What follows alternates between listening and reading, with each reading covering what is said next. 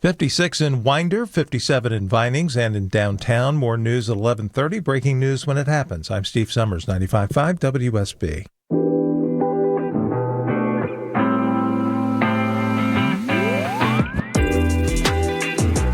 Well, would you look at that? This is the Nightcap with yours truly, and most importantly, your buddy, Jared Yamamoto. This is my new talk show, typically heard every Saturday night from 11 to midnight, right here on 95.5 WSB. And consider this your warning, friends, especially to those that have not gotten those Mother's Day gifts for tomorrow. This is your warning. You do not want to procrastinate any longer. And this comes from the king of procrastination. I'm telling you, your old buddy Jared Yamamoto, I am the king of procrastination. And I finally learned a couple of years ago that it's so much easier to go on and get the little things out of the way so that way you don't have to think about them and they don't linger for so much longer. It allows your head to be in a better headspace by not allowing these things to linger in your mind. So if you have not gotten anything for mom tomorrow or the special woman in your life, go on and do it now. You're already out. I guarantee it. Pop into a grocery store near you. Pop into the drugstore real quick. The smallest thing will make a difference tomorrow. I promise you. You'd rather show up with something rather than nothing. And this is coming from somebody who lost their mother a couple years ago. But I have significant women in my life. I have a great stepmom and a great mother-in-law. And I made sure a couple of days ago to get their gifts well in advance for tomorrow. And if they're listening now, they know they're getting something. So I've broken the surprise there. But what I will tell you, I learned from experience with my actual mom that there was one year where I didn't get her even flowers, and she knew it, and she let me have it. So I am here to tell you that if you have not gotten that gift out there for your mom tomorrow or that special woman in your life, do it now. Your old buddy Jared Yamamoto is here to help. Now, here's where I need your help because I can't figure out what's going on. I have had, if you know me on radio, I talk about how I have the worst seasonal allergies. And thankfully, we're pretty much out of the worst of the allergies here in Georgia. We call it the pollening here, where we basically have like 2 weeks where it's just unbearable. It's almost like snow here in the area. If you live here, you know very well exactly what I'm talking about. But for the most part, we're out of it. And even tonight, I came in studio and I'm just like, my eyes are just so itchy and kind of watery. I don't know what's going on. I feel fine. I mean, I don't have any kind of nasal congestion or anything.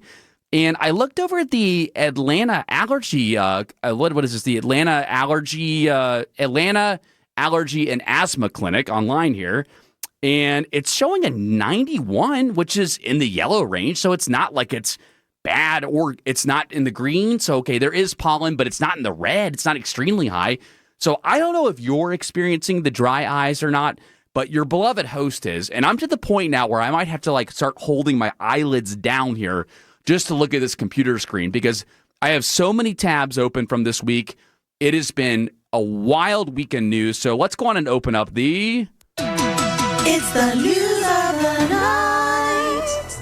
Yes, there's so much news. Really, it's going to be the news of the week because I guarantee you many of you forgot about Kemp dropping out earlier this week. That feels like that was 2 weeks ago, how long that happened.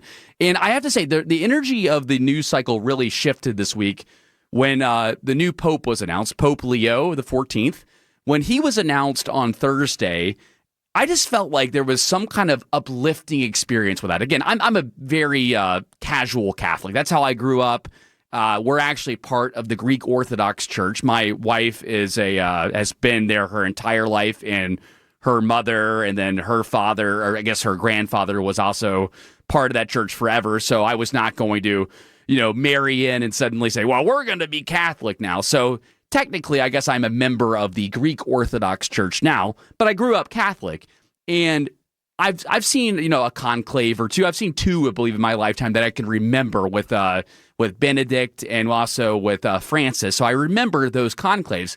But there was something really special that happened with the Pope being announced that he was American. And one thing I have to give major credit to the Catholics about, there are so many religions out there, and I don't want to get into all the details of it because you know exactly what I'm talking about. But there are so many religions where you just can't take a joke at all.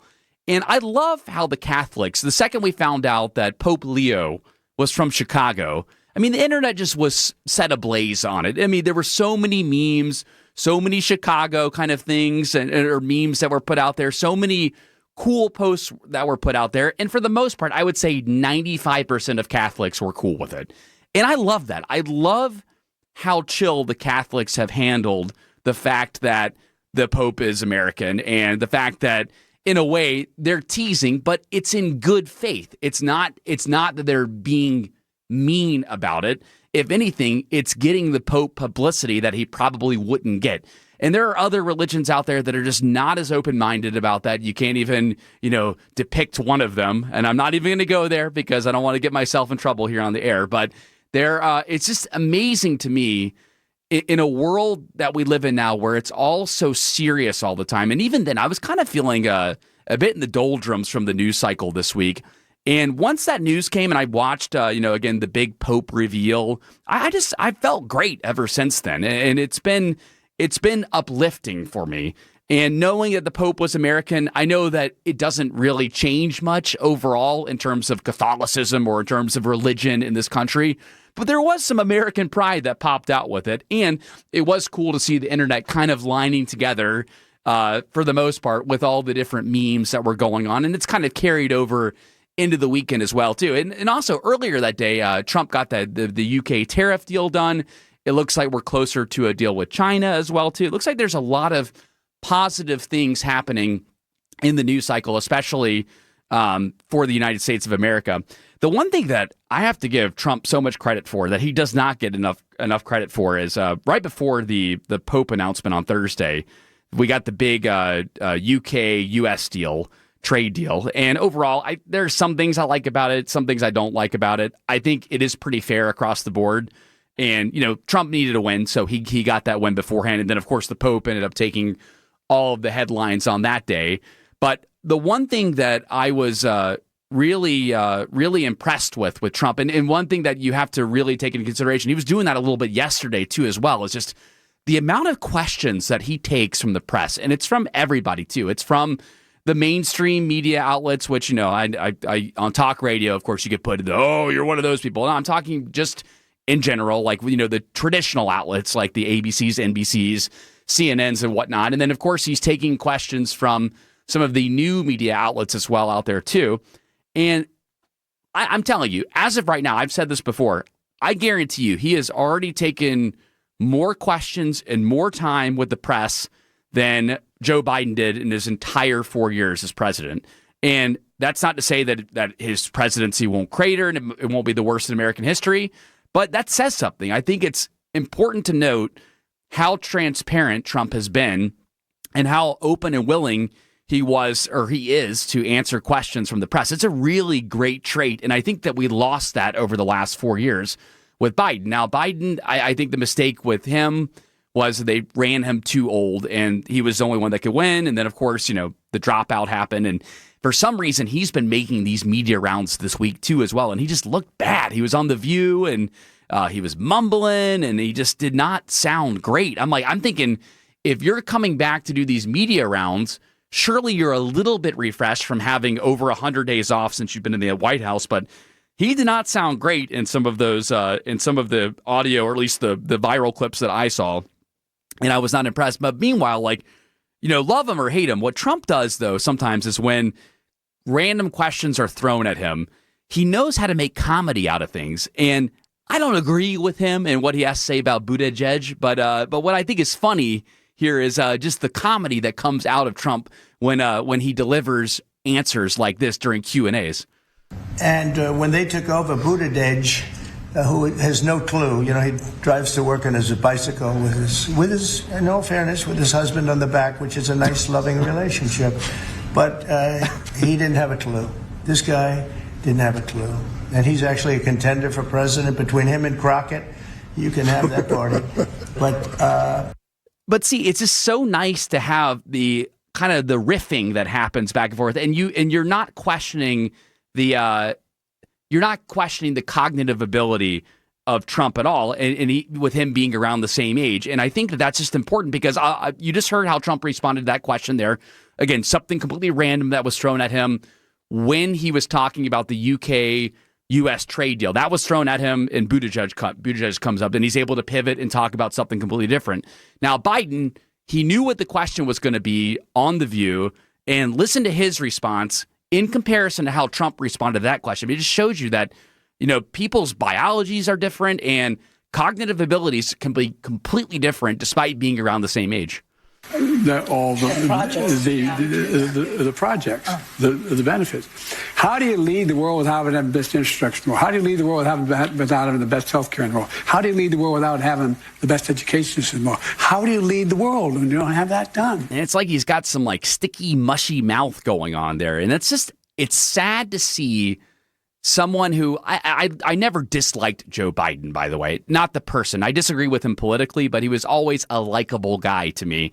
And I know that we saw his cognitive decline happen in the White House, but I sincerely thought that after he got out and had a normal schedule, and I say normal in air quotes, meaning that, he was able to spend time on the beach and just kind of relax, maybe read a book for a little bit, that he would show better cognitive ability. It's almost like recharging from being outside of the presidency, but the opposite has happened. In fact, he sounds quite worse than I expected him to sound. And I don't understand why he was doing all these rounds. He was on the BBC. I think he was on ABC News as well too. And I feel bad for the guy having to go out there and push whatever he's pushing now. And I get that you have to have some opposition to Trump because that's what the Democrats are naturally going to do.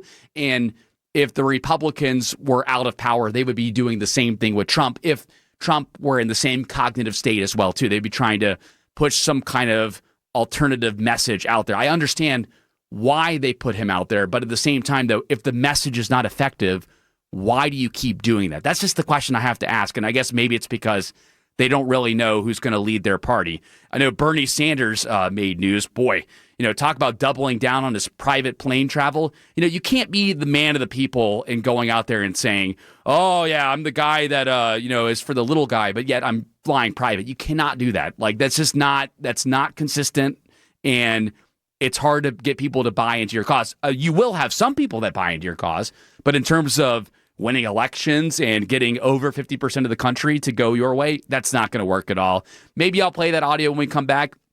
I do really want to get into this ICE detainment story from this Dalton State University student here. Her name is I think it's Ximena. It's spelled with an X, but it's Ximena Arias-Cristobal. I want to talk about her story when we come back because I am pissed off about this. This is ridiculous what ICE is doing to this poor girl. Again, she's 19 years old, Dalton State University student, and what's happening to her is ridiculous. I'm okay with some of the things that are happening, but overall, I am upset.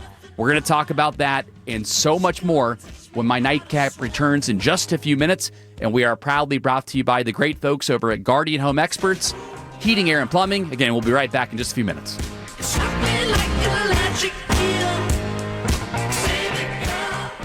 I ain't as good as I once was. I just took a second to glance down at my phone for a second, and I see my socials buzzing already.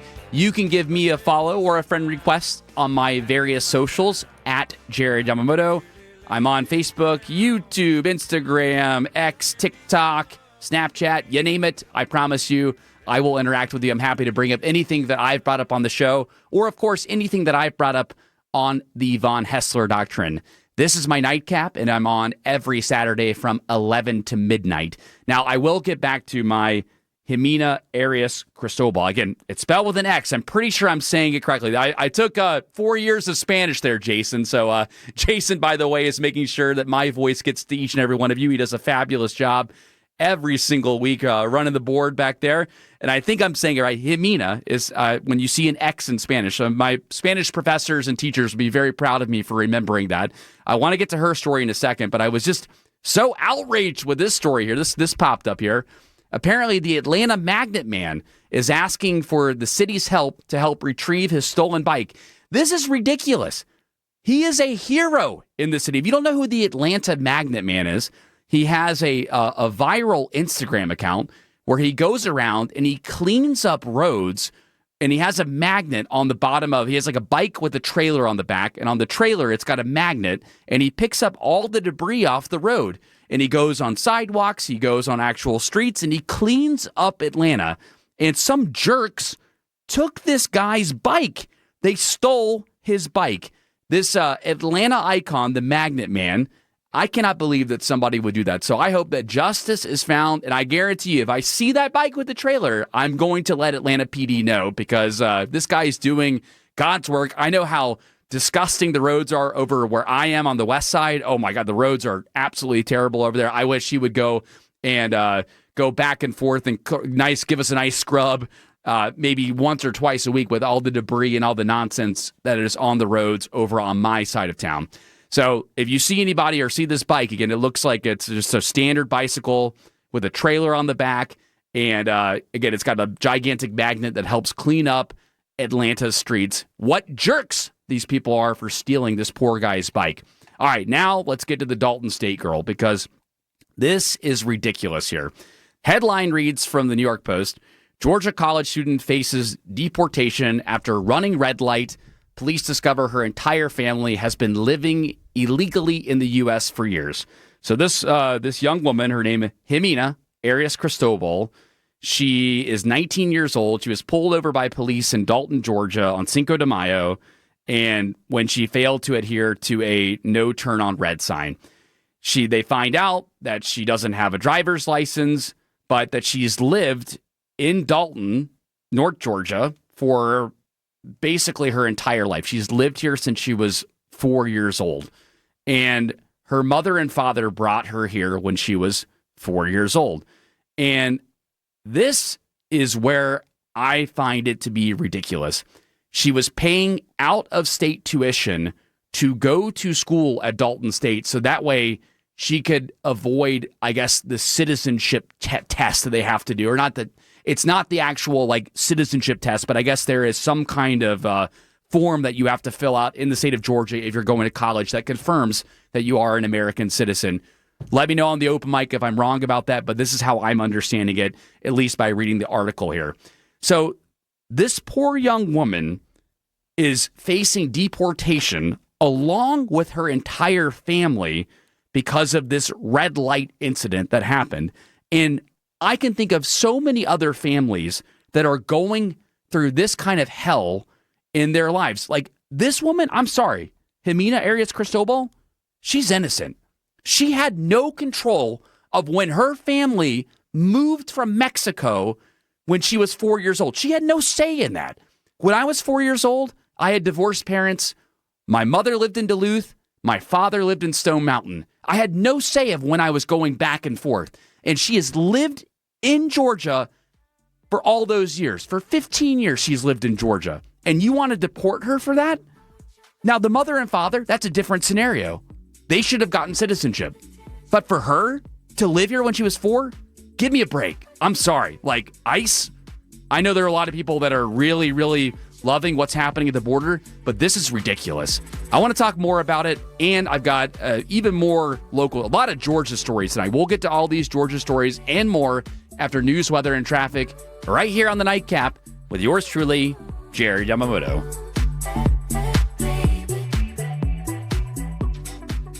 I-25 westbound from Georgia 400 all the way to I-75 around the ballpark and the Cloverleaf. That's going to be 6 minutes. 95.5 WSB traffic.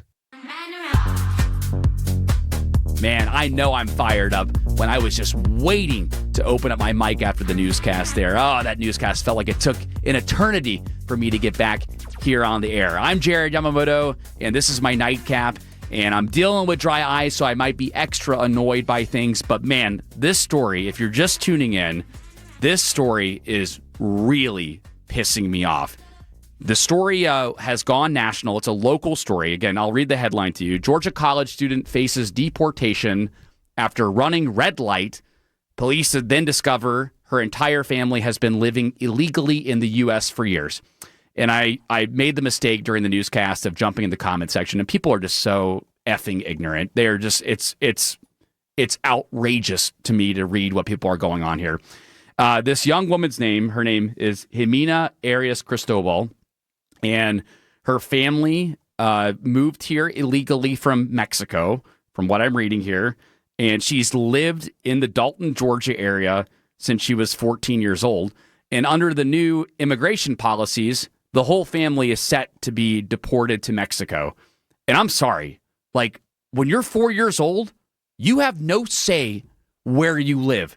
Your parents are 100% responsible for where you live, or guardians, you name it. Maybe you don't have parents. I don't want to trigger anybody by saying parents like that. My goodness. But this young woman had no control over her parents' decision to move illegally from Mexico to the United States.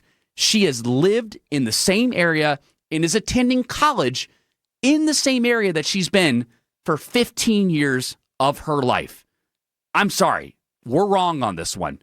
There is no way that her entire family should be deported to a place that she has no familiarity with, by the way. Again, I don't know this woman at all, but I'm just telling you from a fair and logical standpoint, where I draw the line is if she's living with her parents and she is reliant on her parents, then by all means, I think the parents, because they came here and they were adults at the time and they knew what decision they were making by coming to the country illegally, they by all means should fall into the category here.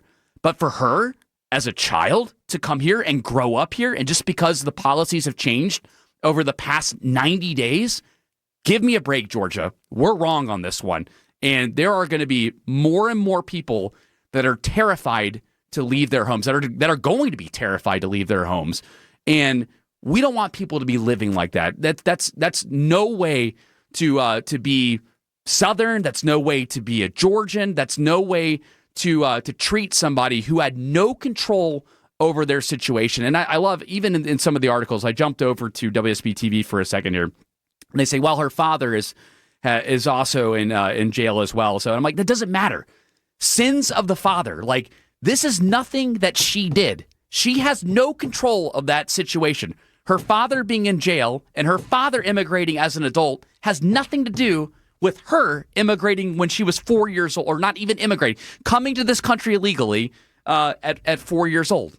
I'm sorry. We're 100% wrong about this. And it's upsetting to see this. And maybe it's because I have to bring this story up every now and then. My grandfather came to this country not speaking any English at all, from Bolivia. He went through the naturalization process legally. I'll give him that. But he came here not knowing the language at all, and had met my hillbilly grandma, who I love dearly. She's still with us, and ended up having my dad. My dad's here. He's doing great, and his whole family's doing great. And then there are grandkids here. And we're all great Americans. And for this to happen here, I mean, I can only imagine the kind of scar that this puts on somebody's family. And again, I'm going to go right back where I started here, because I don't want to get as emotional. I want to approach it with as much logic as possible. You've got to think about it from this perspective here. When you are 4 years old, you have no say where you're going to go or how or where your parents are going to take you. That's just not the case. No 4-year-old makes those decisions by themselves. So she had no say in those decisions. I brought this up before. My parents were divorced. I had my mother living in Duluth, Georgia, and my father living in Stone Mountain. I had no say going back and forth between the two. I didn't tell them that they had to live in Stone Mountain or Duluth. They did it because they were the adults in this scenario. We're wrong about this. I'm sorry, and something needs to be done. And I'm willing to put my money where my mouth is. And I see there's a GoFundMe out there. I'm going to put it up on my socials. I'm so fired up about this. This is ridiculous. And Ximena Arias-Cristobal, I'm thinking about you and your family there. I know that we've never met before, but that's absolutely ridiculous that we're doing this to you during this time. I understand that people are happy about what's happening at the border and things getting tightened up and illegal immigration declining, but somebody who's lived here for 15 years since they were 4 years old, sorry, full stop. It's not going to happen from here. All right, now another local story that has really, really been bothering me here. And I want to approach this very, very carefully, because I know that it's a touchy issue, especially when you bring up reparations, right? Reparations is a very touchy issue. And I saw that the Decatur City Commission has approved the creation of a reparations task force. So in the next 3 years, they're going to determine if the city of Decatur owes any of its black residents money from the past, essentially. And it's a very tough thing. Slavery is a major scar on this country and on lots of other countries around the world. For some reason, the United States gets only cast in the category that had slaves. If you look at most countries around the world, they had slaves as well. The key is we had them for significantly longer than other countries. And I hate that happened in our history. Coming from a immigrant / white guy like myself as a Yamamoto on the radio, it's a difficult thing. I mean, my family had to deal with all kinds of issues, especially coming to the United States. Well, there have been issues and problems in this country for years and years and years. But where I draw the line here is if there is a determination that black residents in Decatur deserve some kind of payment, the issue is that this generation of people across the board, if it ends up coming from taxpayers in the Decatur area, which I don't know what their conclusion is going to be. We don't know what the conclusion is going to be long-term in the city of Decatur. Nobody knows. Everybody has ideas. Whatever you do, do not jump in the comment section on this story because people have their thoughts. But what I'm going to do is I'm going to approach it from a very logical perspective here. And much like with the Ximena Arias-Cristobal story, you cannot blame the decisions of the people above you for things that are going on now. Meaning that the current people of Decatur, if they end up getting on the hook, and again, this applies to everybody. This is not just the white people of Decatur. This is not just the black people of Decatur. This is not just the Latin people of Decatur. This is everybody in Decatur. If you end up determining that there is some kind of fund that needs to be paid to black and African Americans for reparations in the city of Decatur, then remember, you are going to be pulling from a generation that did not do this. This generation did not do this. And I guarantee you, the majority of people hate the idea of what happened. 99.9% of people hate the idea of what happened during the slave years in this country. It's an awful scar on our country. But pulling money from the current generation for something they did not do, I feel is incorrect. I feel that that's wrong to do that, to take money from a generation that did not have slaves. And again, this money would come from all residents across the board. So you would be asking taxpayer money in most cases, or perhaps they find some kind of other fund to pull from. But if you decided to take money that goes into the city of Decatur and it comes from all different people in the city of Decatur, you are essentially punishing the people of Decatur for something that the ancestors did before.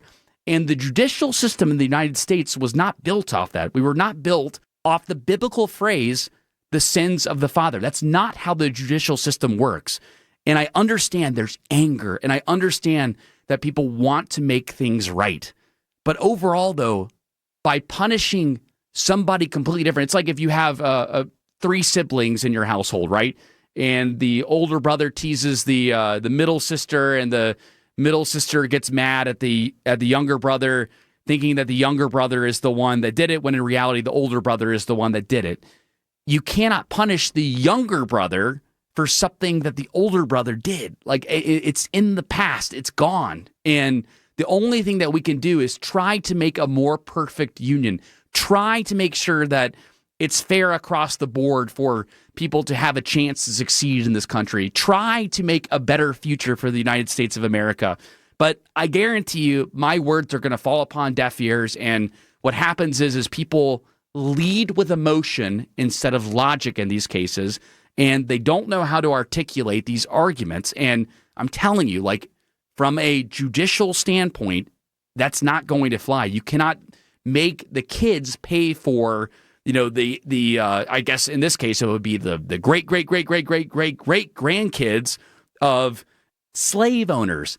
That's not judicial process, and that's not delivering justice to that generation. It will never be delivered to that generation. And you can try all you want to feel good about what happened, but punishing somebody completely different for the sins of somebody else is not justice across the board. All right, when we come back, I'm going to calm down a little bit. I've got a lot of audio we haven't played. I got to play you the fainting Fox News commentator. This was Cameron Kinsey. I had to play you this audio. Plus, I teased the Bernie audio. I want to play that for you. And you know, if you're a fan of me, both my parents went to University of North Carolina, so I'm highly invested in the Bill Belichick situation.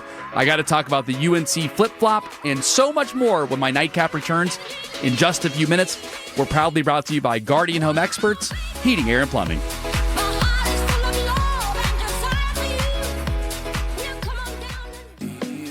Man, it is the end of an era seeing Weight Watchers file for bankruptcy earlier this week.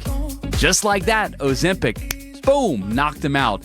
And I remember Weight Watchers being all throughout our house. My mom was never a big lady. She was always a very skinny lady. But, of course, in her own way, she would always say, I need to do Weight Watchers.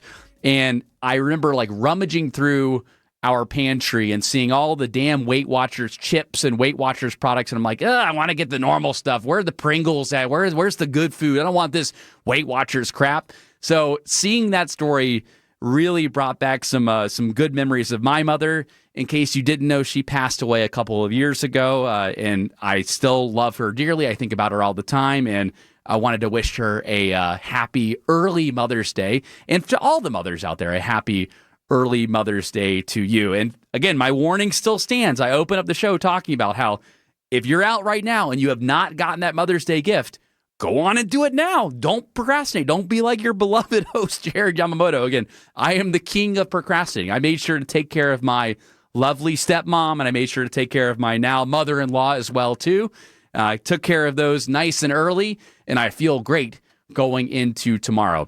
Lots of audio left on the table, as I promised. I have cooled off a lot. I promise you I'm not going to be as hype as I was in the earlier segments, but some of this audio I have to play for you here. This audio came out yesterday. This is Fox News commentator Cameron Kinsey. She fainted live on air during a hit. Listen to this. This is what they have to do. They have to rewrite history because they had a failed campaign. They had a failed presidency. They put her as the border czar. She never went to the border. So this is about incompetency. It's not about ideology or it's not about. See her start to. Oh my goodness. We're just going to get some help here for Cameron. Let me come back to Lydia while we get some help for Cameron here. Lydia, the President, we're going to go to a break right here. Yeah, we'll be absolutely. Right, you should be going to a break there. The host did not do a great job in that scenario of holding it together. I know it's difficult to watch your co-host just completely fall off there, but to pivot to the other host who was in a remote location to try to keep the segment going. No. Everybody on TV just saw that host fall over. Thankfully, she's doing much better now. Apparently, it was just a case of being famished is what I'm seeing now. But it's kind of a scary thing to see somebody you're just talking to. You're just having a normal conversation. You just don't know what people are going through. And when it happens on live TV, sometimes that anxiety can kick in as well, too. And thankfully, as of right now, Cameron Kinsey is doing okay. The other piece of audio, I got to play it for you here. We played this on the Von Hessler Doctrine, but in case you missed it, Bernie Sanders doubling down on saying it's okay for him to fly in private jets. No, it's not. You cannot say that you're a man of the people and you want to stop the billionaires and the millionaires. You can't say that. That's not consistent. But of course, he doubled down while talking to Brett Baer. You've spent millions of dollars in campaign funds on private jet travel over the years. How do you push back on both of those things? When's the last time you saw Donald Trump during a campaign mode at National Airport? No. It doesn't. But he's also not fighting the oligarchy. No. You run a campaign and you do 3 or 4 or 5 rallies in a week. The only way you can get around to talk to 30,000 people. Think I'm going to be sitting on a waiting line at United? Waiting, 30,000 people are waiting. That's the only way you can get around. No apologies for that. Oh, no apologies for that. Wow, Bernie, the man of the people. Thank you. Wow, you have just guaranteed not only that you're not going to be able to run for president with a comment like that, but also that you just want to keep a very small part of the party. Because there are going to be those Bernie loyalists that stick with him. There are a lot of things that actually I politically like about Bernie Sanders. At least he's consistent about things.